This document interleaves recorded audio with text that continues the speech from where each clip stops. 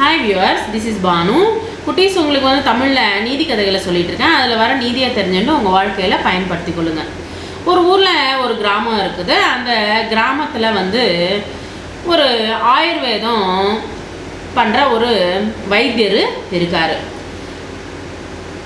அவர் பேர் வந்து ராமாச்சாரி. அந்த கிராமத்தில் வந்து ஒரு பெரிய காடு இருக்குது. அந்த காட்டில் போயிட்டு நிறைய நாட்டு வைத்தியத்துக்கு வேண்டிய மூலிகை எல்லாத்தையுமே வந்து அந்த காட்டிலேருந்து தான் எடுத்துகிட்டு வருவார்.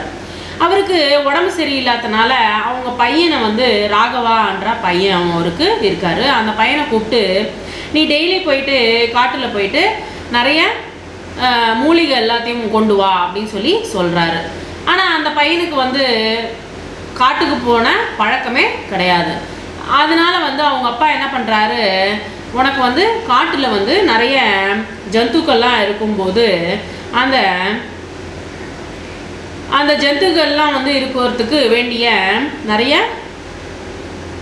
குழியெல்லாம் தோண்டி வச்சுருப்பாங்க. அது மேலே வந்து நிறைய என்ன போட்டு வச்சுருப்பாங்கன்னா செடி கொடி எல்லாத்தையுமே வந்து அது மேலே போட்டுட்டு இலைகள்லாம் போட்டு மூடி வச்சுருப்பாங்க. அதனால் வந்து பார்த்து ரொம்ப நிதானமாக போகணும் அப்படின்னு சொல்லிட்டு அவங்க அப்பா வந்து எச்சரித்து சொல்லியிருக்காரு.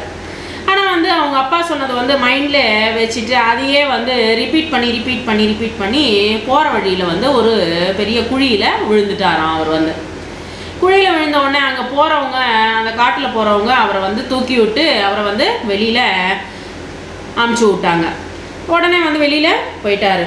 வெளியில் வந்தோடனே நிறைய அடிபட்டுச்சு. அந்த அடியோடு வந்து வீட்டுக்கு போனாராம் இந்த ராகவா.